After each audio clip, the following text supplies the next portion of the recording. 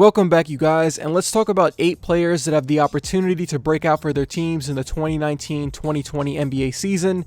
Now, some of these guys are known and have had stretches where they played well, but they haven't taken that next step to borderline all-star status due to injuries, regression, or their teams not being good. After you go through these 8 players, let me know who else should be on here. The first player as a breakout candidate for the 2020 season is Mitchell Robinson of the New York Knicks. I'm going to say it now, Mitchell Robinson will lead the league in total block shots next year. At 7'1", he has the capability of defending the rim, grabbing rebounds, and finishing at the basket, whether that's through an alley-oop or a quick dump-off pass. He has that quick 2 feet jumping ability that can turn him into a dominant underneath the basket finisher. He also had a lot of blocks at the three-point line, which is pretty unusual. The question is, can he take a shot blocking ability and transform it into actual defensive impact?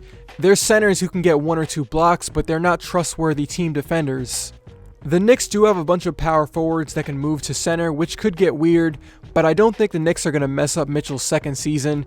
I trust David Fizdale to play Mitchell somewhere between 27 to 29 minutes per game, and he puts up close to a double-double average. Bam Adebayo of the Miami Heat is somebody I'm very confident in having a breakout year. He's in his 3rd season and has been in and out of the starting lineup or the first big off the bench for the Miami Heat. Now that Hassan Whiteside was traded to Portland, there isn't anyone ahead of him in the depth chart, so he's going to be the starting center next year. In the games he started last year, Bam averaged 12 points, 9 rebounds, 3 assists, shot 60% from the field, as well as picking up a block and a steal per game. The Miami Heat got Jimmy Butler, and he's going to help, but their ceiling as a team will be reached depending on Bam's development and the other younger players. At 6'10", he's a pretty unique player that can defend in space, he can pass, he can dribble and run the floor. Pat Riley is on record a few days ago saying that the Heat are going to prioritize the youth this season, so he's going to see an increase in minutes and development. I'm glad the Heat did not trade Bam for Westbrook or Chris Paul because he has skills that most centers do not have. I can see next year with more opportunity, Bam being a near double-double guy with 3 assists per game. The third player I have on here is Brandon Ingram, who was traded from the Lakers to the Pelicans. In his 3rd year as a 21-year-old, he put up averages of 18 points, 5 rebounds, and 3 assists, but due to a blood clot injury, he missed most of the post-All-Star games. What I like about Ingram being on this Pelicans team is that he's going to be able to score in a lot of ways. The Pelicans play fast every year, so he'll be able to score in transition. He can be used as a pick-and-roll starter with Derek Favors or Zion. Pretty much every player on this Pelicans team next to JJ Redick is going to benefit from his gravity as a floor spacer. I can see situations where Ingram takes advantage of the extra help that Redick gets at the three-point line and is able to attack the open space, get to the rim, and draw fouls. The tough thing about his last 2 years with the Lakers was that he was dealing with injuries, he was still learning how to play with the ball, and the Lakers didn't have the best three-point shooting.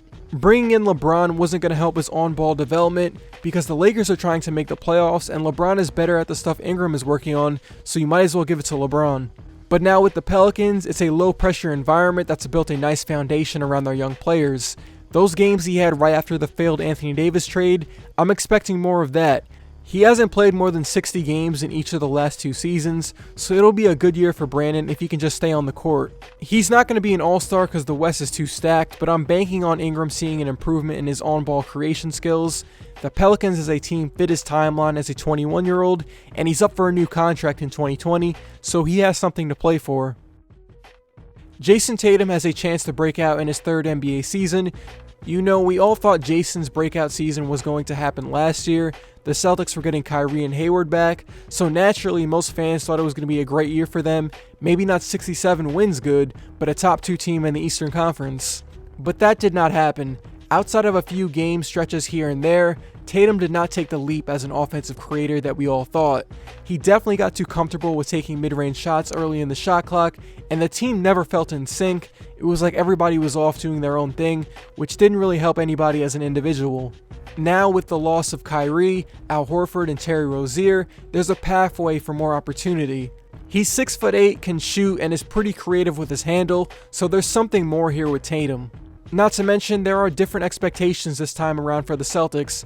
No one's going into next year talking about, oh, the Celtics, you better pencil them in as a conference finals team. Jayson and the Celtics are going into next season with a lot lower expectations. That should be good for their internal development of the guys who are still on rookie deals. This is the year Jayson will reach that 20-point per game mark. Jaren Jackson Jr. is the 5th player on here that I think will have a breakout year. The Memphis Grizzlies probably won't be competing for a playoff spot and will be in the lottery, so his development next year isn't going to translate to a playoff team, but they have things to be excited about. They have Ja Morant, and they brought back Jonas Valanciunas, who put up 20 and 10 in the games he played with Memphis. And they got Jaren, who's looking to build off of a very good rookie season. His percentages from the field overall, the three-point line, and at the free throw line were very promising. He gets a lot of his points from driving to the rim, he has a right-hand hook that he goes to sometimes, and he can dunk. He shot 72% at the rim last year according to Basketball Reference shot chart stats. A skill that power forwards and centers are trying to master in today's NBA is making three-point shots and opening up the floor for their perimeter players. In his rookie year, Jaren shot 36% on threes on about 2.5 attempts per game. So not that much volume, but he was making them at a better percentage than the league average, so that is a positive sign. What's going to take him to the next level is his defense. He's not all the way there yet, but he's already shown signs that he's going to be voted as an all-defensive player at some point in his career. He is 6'11" with a 7'4" wingspan, so he has the capability of affecting shots that other bigs can't. He can be that communicator on defense that keeps everybody on a string. Will the Grizzlies be good next year? Probably not, but I'm betting he takes another leap. The next player I'm banking on having a breakout year is Lowry of the Chicago Bulls. Now, Markkanen has pretty much broken out kind of already. Last year he was recovering from an injury that forced him to miss a part of the year. He played about 50 games and took that next slight step in his development. He was pretty good last year. But the Bulls have been pretty bad, or were purposely putting out bad lineups to tank these last 2 years, so his statistics haven't translated to wins. But because I'm expecting the Bulls to take a leap from a 20-win team to a mid-30s win team, Markkanen needs to take that next step to borderline all-star status. He's a 7-footer that can play on the perimeter, score near 20 points per game, and shoot 36% on threes. At just 22 years old, he's got a lot of time to refine his strengths and grow in other ways. I like the support pieces the Bulls have put around Lowry and Levine. The team isn't going to be tanking next season. They actually have something to play for, and an 8th seed in the East playoffs is not something that would shock me. If they do take that next step, that means Markkanen became a more effective shot maker for Chicago's offense. You don't see many 7-footers being as skilled as he is, so I'm pulling for him to have a development year that translates to wins for the Bulls.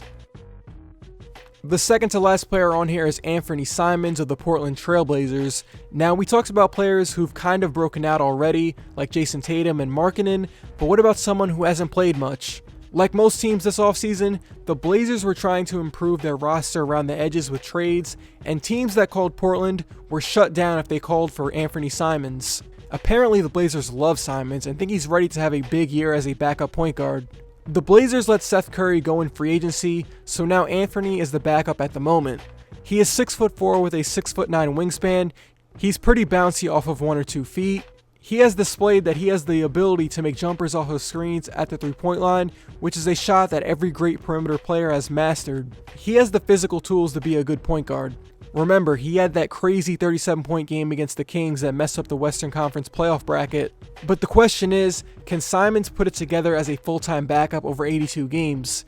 He did not play much last season, but he's going to get those minutes this year, and from what we saw in Summer League, he's going to have a chance to be a breakout player. The last player on here is somebody that we've talked about a lot on this channel, and that is Caris Levert of the Brooklyn Nets. Last season was the year I was expecting a big season from Levert, and it was looking like we were getting it.